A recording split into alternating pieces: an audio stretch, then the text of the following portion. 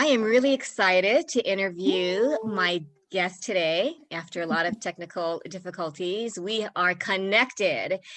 Christine Eddolls, born and raised on Oahu, lived on Maui for 20 years, but recently moved to Colorado, still an island girl at heart. She has 3 adult daughters, all college graduates, and 2 grandbabies, really little, ages 2 and 4. I just found out that one is on Maui, but one is nearby. Yeah. You lost your husband 7 years ago, unfortunately, from cancer, but you and you were married nearly 25 years, and you found love again, which I thought was so amazing. You remarried 4 years ago, and your professional careers, my goodness, so diverse. Manager of a cosmetic company, preschool teacher, and a high school administrative assistant, and now you're an entrepreneur. So I would love to hear your words of wisdom parenting adult children. We just talked about how it's very different from when they're minors. How do you navigate this? I'm still new at it, and I have no idea sometimes what I might say that might trigger a mini world war, and you're just so unprepared. You think you're having a casual conversation, and then your daughters either hang up or leave the room. Right. So how do you do it? Well, thank you for having me. This is so sweet. It's fun. Well, what I'm supposed to say is that when you have adult children, you're supposed to just rely on that you've raised them right and they're ready for the world, and you're there to be their big cheerleader and to help navigate them through any kind of bumps or hiccups. But the truth of the matter is they are, they're just like their little selves, individual, because I have 3 daughters, so they're all individuals, but just they pay their taxes. I don't have to.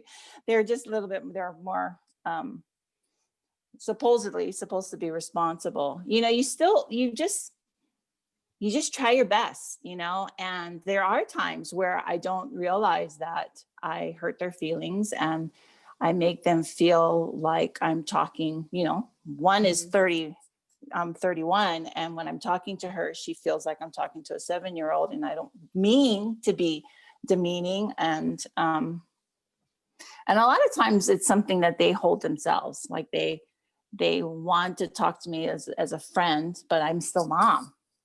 So it's like, I may say something like, well, did you cook your rice? Because you're ready to go. And all they hear is, you didn't cook your rice, so, anyway, so you just try your best.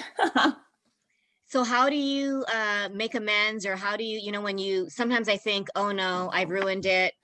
How do you make peace? And sometimes my stubbornness gets in the way and you don't know how to mend it. And some families don't speak for years, right? And you don't want to do that. So how do you make peace quickly without too much pain? Well, to be completely transparent, with the loss of their dad, that really helps us to be close. And so if there is some kind of argument or disagreement or anything, we try to mend things really quickly, and we're very open. We talk almost every day. And there are some times where they want to just hang out on the little FaceTime thing, but it's like, Mom, gotta work. And so do they, you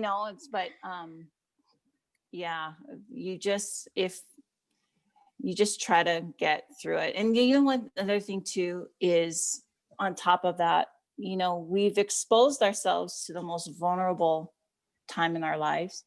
And so getting to that vulnerability is a lot easier, unfortunately, to get, to, I guess, mend things. You know, you just, Mm-hmm.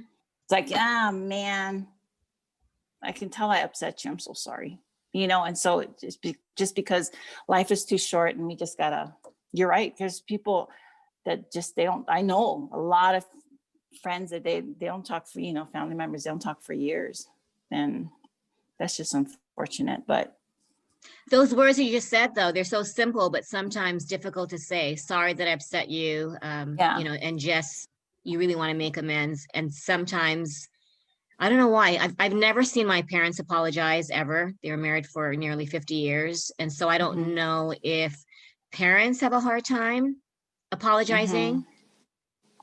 How would you help, you know, parents understand the importance? I tried to help a mother apologize, and she said, why should I apologize? And you might not be sorry for the advice, but if you hurt your child, you know, I think they were wanting to know the purpose of apologizing. Right. How would you explain the importance of a parent apologizing? I think parents want kids to apologize. Yeah. I think just recently, this is so funny. Just recently, my one of my daughters, she always when she was growing up, she always talked under her breath. I haven't shown me everything. You know, well, I told you, you know, and it just drove me crazy all the time. I would just be like, you know, I can't hear you. And she would get so upset that I can't hear you. Well, just recently I had a friend tell me, wait, Chris, wait, slow down. I can't hear you. And I'm like, well, what do you mean? No one's ever told me that before. I talk very clearly. I talk actually kind of, what do you mean I can't hear you? And it just offended me. And I just went back 20 years and thought, oh my gosh, did she feel this way? And so I called her right away. And it's like, you know what? But how you get to that point is you have to look at the outcome. The outcome is what you want, is understanding. And it's like, you know what I said to you, you have to get to the point where it's what I said to you may have been correctly, but I understand it. How I said it hurt your feelings. And I am so sorry. It's how it was said, right? The tone of voice. Yeah.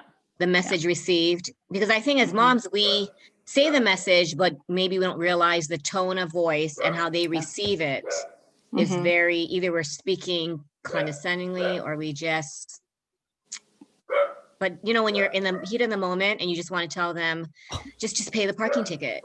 Yeah. And you don't want to say, you know, would you mind? I mean, you're just saying it in a very loving tone. You know, that parking ticket about 7 months ago. But no matter what you say, sometimes you just feel it might be received as a personal attack. So are we just vulnerable and just accept and apologize, even though we can't see, right? Sometimes we can't see that we were at fault. Yeah. I think, I mean, you got to try. And then I think once you start doing it, you humanize yourself to the kids. So it's like, then when you do mess up and it's like, you know what, I was right and you're wrong and you know you're wrong. And so I'm not apologizing, and you become, you know, the ego. And, you know, and now because we've done it so often, we just laugh about it. You know, it's like, oh boy, here she goes. You know, and so it's like, okay, I'm sorry. You know, and I just, the thing is though, is just, you can't expect it overnight. Everything, you just gotta keep on working at it. And it's just, it does get better. It does get better. And that's comforting. Yeah. Because I have 24 and 18, the 18-year-old, I don't know. I think sometimes they still might be a little 13-year-old. Like you said, they're of the age, but emotionally and mentally, especially with this pandemic, I don't know if it's like slowing down the growth process mentally and emotionally. Yeah, maybe. And the thing is too, is the kids are brought up differently than we were brought up. Like when we were brought up, we never questioned. Yes, you know, and and that's what so, these three moms, they're like, why can't they just listen? I would have gotten mhm. lickings. And even when Oh, they threaten, yeah, they just look at their moms, roll their eyes, and right. nothing seems to motivate or make them want to behave. Hmm. Hmm. Yeah, yeah. It's just the way we were brought up is like, oh, yeah. If that happened now, I mean, it's just, it's like, what do you mean you want to talk about it? No, no, no, no. There's no negotiation here. It's just Right, like, this right. is the way it is. And so, yeah, it's yeah. So, you know, it's a different era. And then the way these kids are brought up, and we're willing to bringing them up. But as far as socially, you know, and environmentally, they can easily, like when we were brought up, is like, oh, okay, well, I'm gonna call my friend, or wait till I get to school, and me and my friend are gonna now they can just text, they can talk to, you know, they Exactly. can mass text, and they can go on, yeah. And so some of them like this and video, and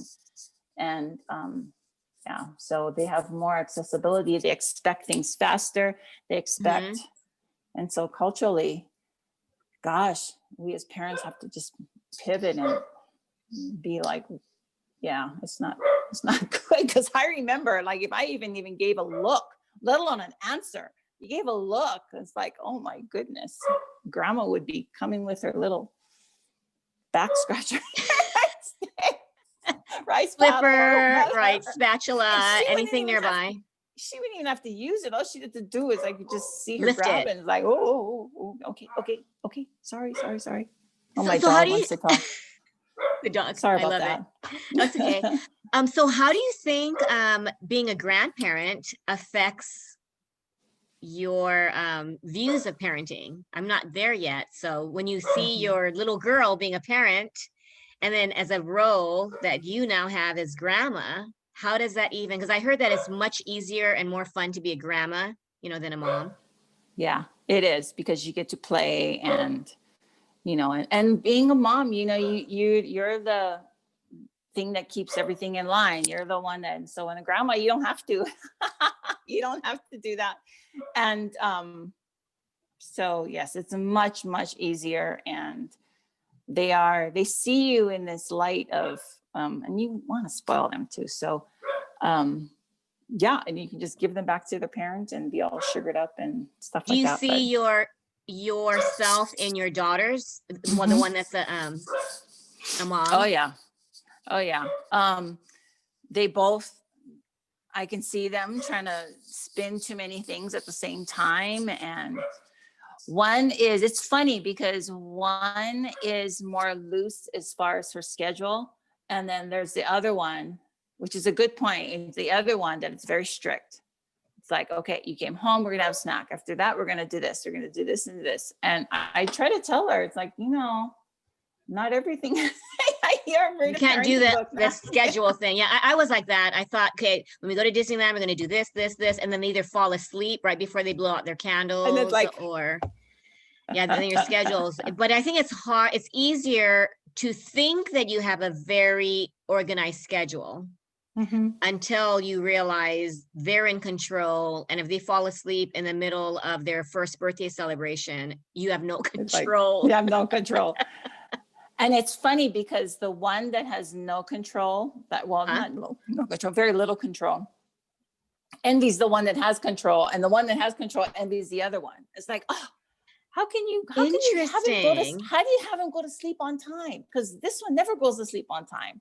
Well, then how do you let him to, I want him to sleep in, and he won't see. It's just, it's funny. It's funny. It's Wow. one of those where you get curly hair, you want straight, you know, straight hair, you When get you're never curly. exactly, you're never happy with, Never right? happy. Right. So, what kind of do you find yourself giving mom advice? I mean, I know that's Oh, where. always, So, always. what works and what doesn't? If you're an older mom watching this and you are a grandma, what do you Mm-hmm. think a grandma's role should be, or is more beneficial to be? A grandma's role, I think, is just to be supportive to the parents, and and you, it's, and you have to allow, which is hard, is you have to allow your child to parent. even though you know that, like for instance, if one of them was going to a timeout, needed to go to a timeout because they just had a bad day and they needed to just kind of, and I want to jump in and say, oh, why don't we talk and figure out what was wrong and this and that. And my daughter is like, no, needs a timeout. No. Oh, okay. And you're just Okay. like, okay. But you don't really know what he's on timeout for, but that's fine, And so, and you talk to her when he's in the timeout. It's like, okay, how long do you normally do this? This doesn't happen too often. Okay. And try to help them, because the only way they still are that 16-year-old inside that 30-year-old kid, where it's like, if you tell them what to do, they may or may not do it. So you have to kind of have them live through it. And you just like, okay, well, it's been It's been 10 minutes. And they come out. But yeah, you just gotta hope that they know what they're doing and just be supportive for them. It's just hard. It's difficult, though. You really want to give parenting advice. And you know what's neat is if you make it a safe environment, they do ask you, Mom, we're potty training. Like, what did you do? And it's like, well, this one was easy. This one was hard. This wanted to be like your older sisters. So the moral of the story is every kid is different. And right. So, every child is different. But they come to you if you make it safe, where you're not going to judge that. Wow, wait, you don't know, if you just right. So maybe that's the advice then. Safe environment, knowing that you're not going to be judged probably makes them more comfortable, right? And going to mom for advice. Yeah. Wow. Yeah. Well, thank you so much. I just wanted to close with what is one thing that you think could help a mom today when they're I know I'm putting you on the spot, just frazzled and thinking, oh, I can't do this anymore. I just had a few days ago, these two moms said, you know what, I don't know what to do, because they're bringing their middle school boys, and one's a freshman, getting D's and F's, falling asleep maybe during distance learning, or just not doing the work. It's like umpteen missing assignments. And as a mom, you feel like a failure because you cannot get them, right? And we just talked about, you don't really have the control that you hope to have. What's a little, just a little light at the end of the tunnel where, you know what, you're going to get through this? Because I had that moment a couple of nights ago, which I thought, you know what, I can't, how am I going to parent, or how can I coach parents when I don't even know that I'm struggling? And then you realize, I guess all of us struggle, right? No matter how old our kids are. Is there something that maybe you tell yourself, or maybe you tell your daughters when they think, Mom, I don't know what to do?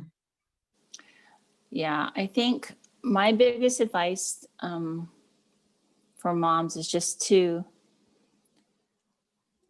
hang in there.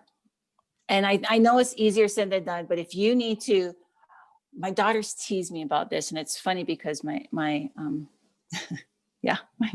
daughters tease me about this. I take a shower. The power of water. Yes. The power of, I take a shower, and sometimes I just, I do the Lilo thing and I scream, or I just it's almost like giving yourself an escape. And just, because I don't know if your kids are like this, but if you're just in the bathroom doing number one or two, doesn't matter. They knock on the door and they irritate you or whatever. But if you're in the shower, they give you a little bit more leeway. That's so that extra 10 minutes helps you to just kind of get this in perspective. Remember, I loved him. I love him. I love him. And just try your best to be patient. It's easier said than done, but just try your best and take your breaks when the power of the shower. Yeah, because I was thinking of just going into your room, but you're right, mom, and then you think you really don't have a good enough reason to say, just leave me alone. But if you're in the shower, hey, I'm gonna take a 45-minute shower just. They tease me all the time. Like, wait, you're going to take a shower now, but we're not. It's like, I'm going to go and take a shower. It's a weird time, Mom. I know. Mom needs it right now. It's your 7th shower, Mom. I don't know if that's it. That's good advice. I but love then, that. Sometimes there's something practical. It won't make them feel like you're losing it. Mm-hmm. I need to, because sometimes if you tell them, I need to take a walk, they'll be like, okay, well, I lost mom. You say, Yeah, okay, they get offended, right? yeah. So you do what you need to do. I'm going to take a quick shower and then we'll get back to this. So it gives them like a cold timeout to chill, gives me a time to chill and regroup. And you're right. Sometimes showers are longer than they should.